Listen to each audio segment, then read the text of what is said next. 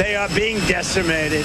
They are talking. We are talking now. They want to make a deal. Very simply, our military is the greatest in the world by far.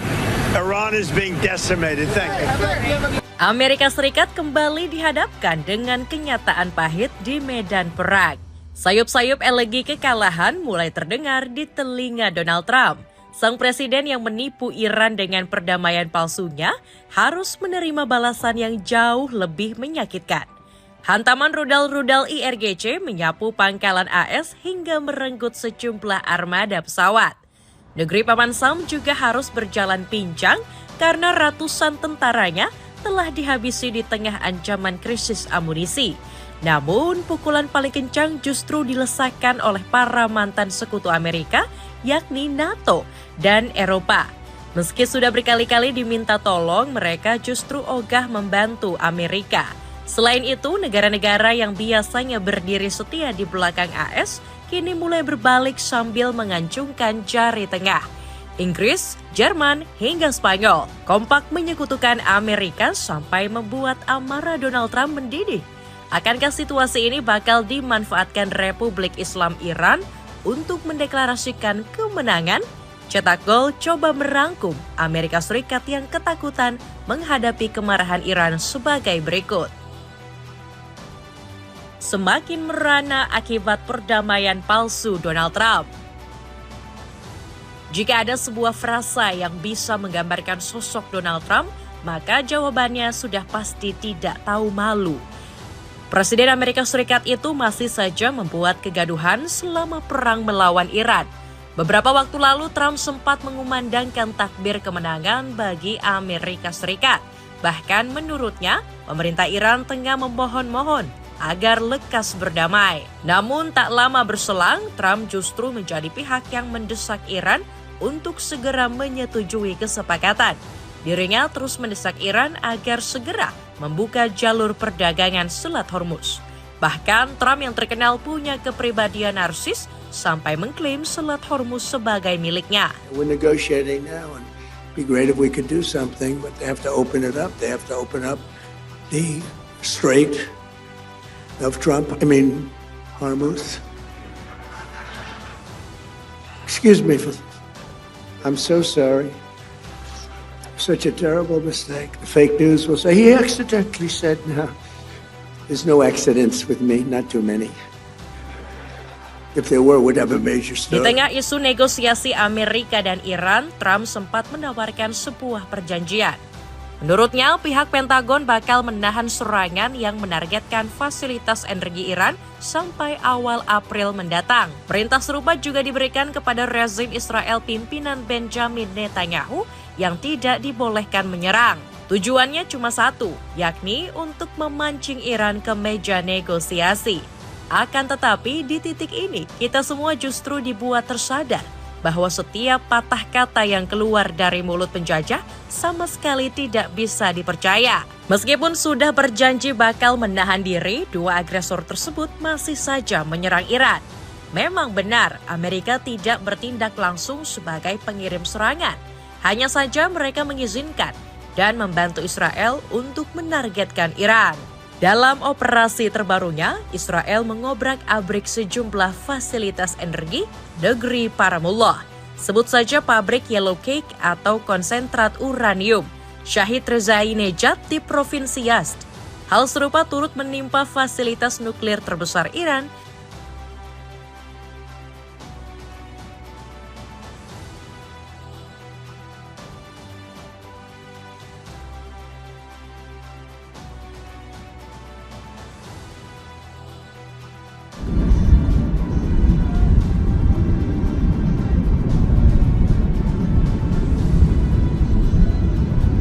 wilayah Isfahan.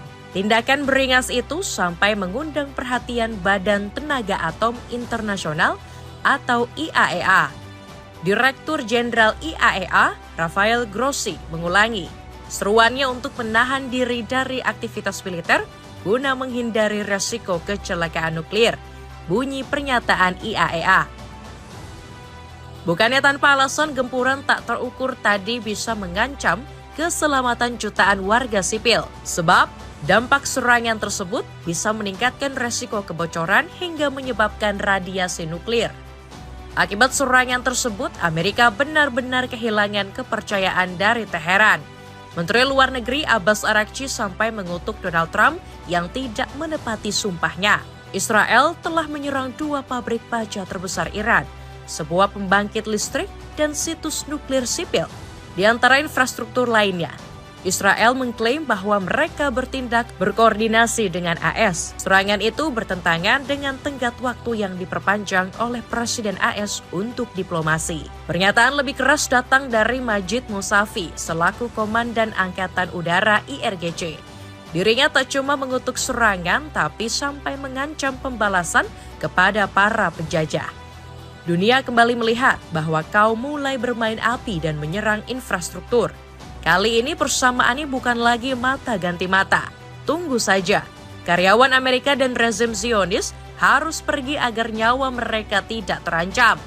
Benar saja, Korps Garda Revolusi Islam Iran langsung membalas perbuatan para agresor. Setelah berkali-kali meratakan wilayah Israel, kini giliran Amerika Serikat yang disikat habis oleh rudal IRGC. Negeri para mullah menargetkan sejumlah fasilitas strategis yang berafiliasi dengan AS di Timur Tengah. Salah satunya pangkalan udara Pangeran Sultan di Arab Saudi. Serangan kejutan IRGC dikabarkan memakan 12 korban dari kubu militer Paman Sam. Menurut laporan, 2 diantaranya tengah dalam kondisi kritis. Insiden tersebut semakin menambah jumlah korban Amerika menjadi lebih dari 300 orang. Namun Iran sadar betul bahwa tamparan keras ini masih belum cukup menumbangkan sang penjajah. Republik Islam Iran segera menghancurkan sejumlah pesawat tanker KC-135 yang terparkir di pangkalan tersebut. Tangkapan momen citra satelit menunjukkan sejumlah armada AS sudah lumer, sementara sisanya cuma tersisa bangkainya saja. Tak cukup di situ, Iran juga memakar sebuah kompleks industri di wilayah Bahrain. Terlihat rudal-rudal pencegat Amerika Serikat tidak berdaya dan ditembus begitu saja oleh proyektil IRGC.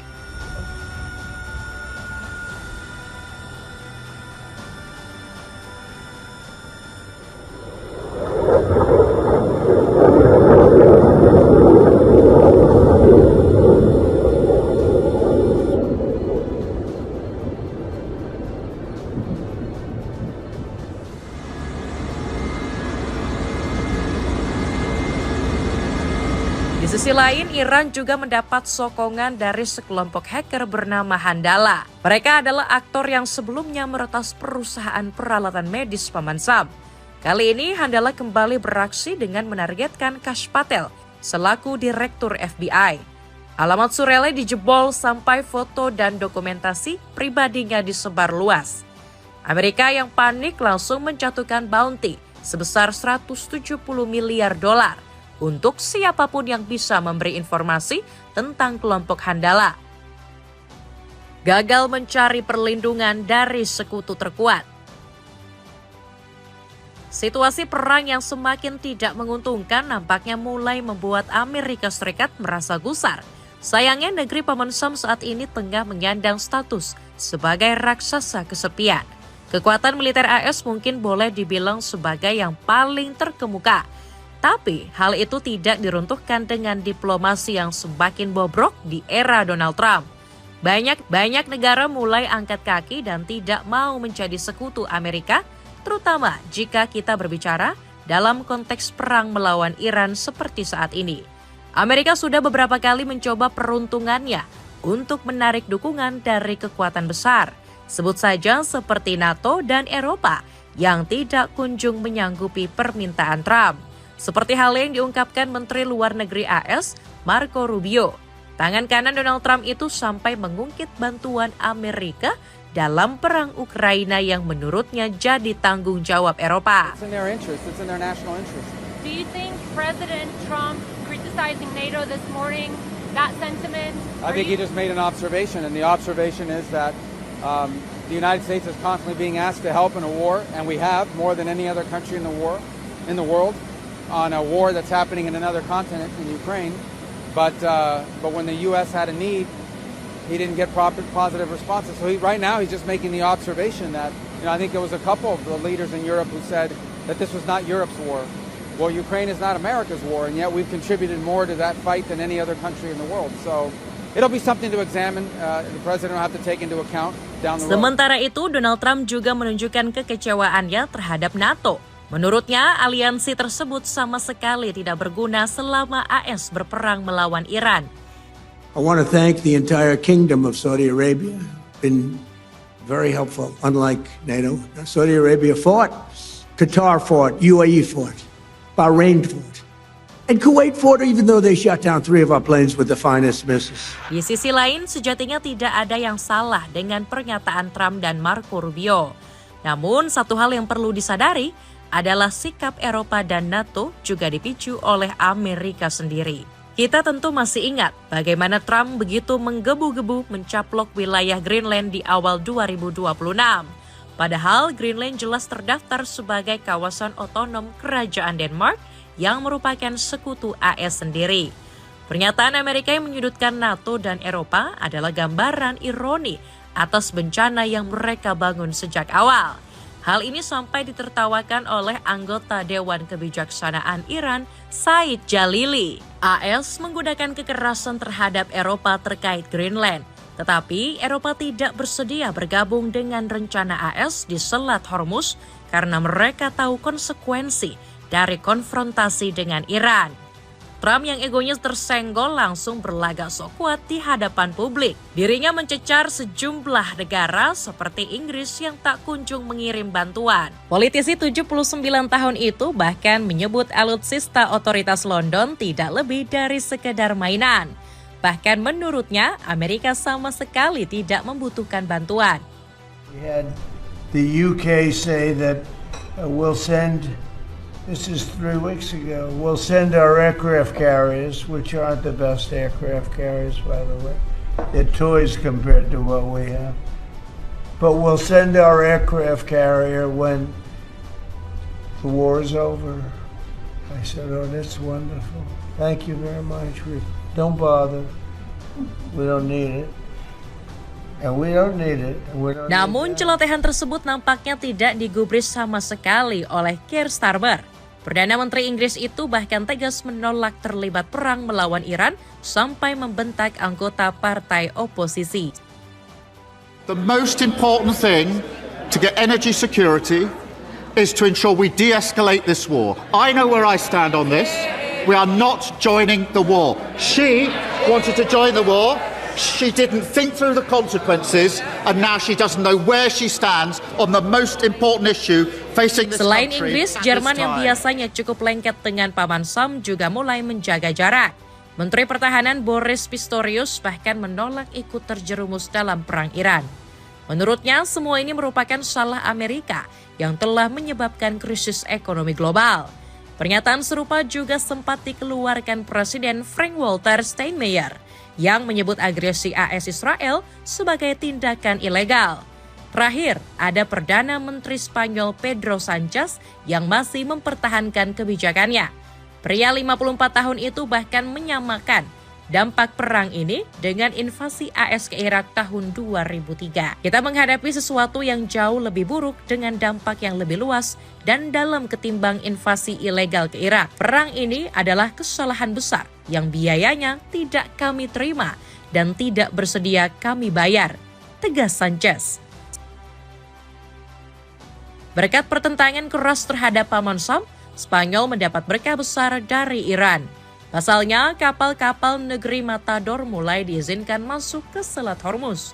Namun, Iran masih tegas menolak kapal-kapal dari bangsa pro-penjajah, terutama mereka yang berafiliasi dengan Israel dan Amerika Serikat. Dapatkan 5 pieces kaos polos yang kini turun harga, mulai dari 100 ribuan. Cek linknya di bawah ini.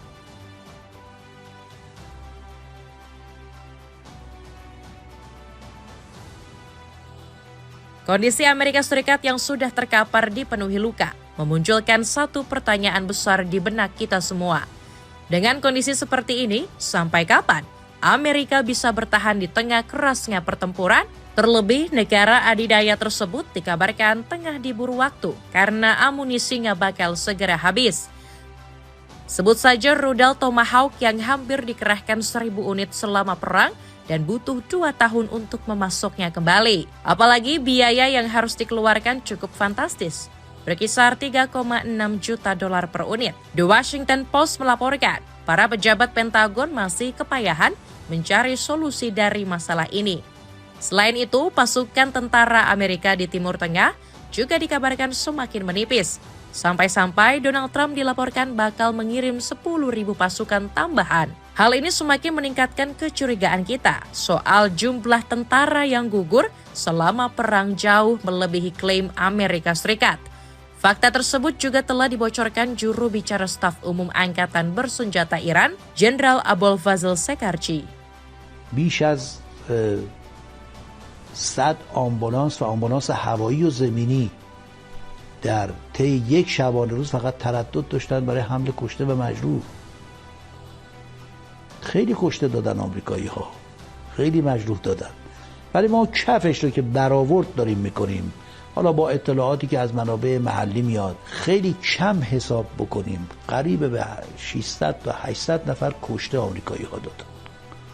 بین 600 تا 800 کشته تا الان دادن و قریب به 5,000 مجروح. این کفه، حتما بیشتر دادن، شک نباید بکن. Di tengah ketentuan ini, hubungan Amerika dan Israel malah tiba-tiba meledak. Menurut laporan, Wakil Presiden AS, J.D. Vance, sempat menelpon dan memarahi Benjamin Netanyahu. Dirinya menyalahkan sang pemimpin Zionis akibat salah memperhitungkan potensi penggulingan rezim Iran. Hal inilah yang kabarnya sempat dijanjikan Netanyahu hingga membujuk Trump memulai operasi Epic Fury. Namun bukannya ambruk, pemerintah Iran justru semakin kokoh meski sudah kehilangan sejumlah figur pemimpin. Menyadari situasi perang semakin sulit, Amerika Serikat dikabarkan mulai mengangkat bendera putih. Steve Witkoff selaku utusan AS di Timur Tengah memohon kepada Iran agar segera melanjutkan negosiasi damai. And we've offered that. We think there will be meetings this week. We're certainly hopeful for it. Hal serupa juga disampaikan pejabat Gedung Putih sebagaimana dilaporkan Wall Street Journal. Menurut mereka, Donald Trump ingin segera menyudahi perang melawan Iran. Iran sudah agak membosankan lagi bagi Trump. Bukan berarti dia menyesalinya. Dia hanya bosan dan ingin segera menyelesaikannya, kata seorang pejabat Gedung Putih. Akibat sikapnya yang tidak konsisten, Trump mendapat hujatan dari warganya sendiri. Menurut survei, tingkat penolakan terhadap sang presiden telah mencapai titik tertinggi sejak menyerang Iran. Kabarnya sekitar 59% warga AS tidak menyukai kepemimpinan Trump sebagai presiden. Sepatu sneakers pria yang super kece dari Hamzo kini turun harga menjadi 110 ribuan saja dengan mengklik link di bawah ini. Itulah ulasan Amerika yang ketakutan menghadapi Iran seorang diri. Bagaimanakah pendapatmu? Apakah Donald Trump bakal mengibarkan bendera putih setelah dipermalukan di medan tempur? Coba tulis pendapatmu di kolom komentar di bawah ini.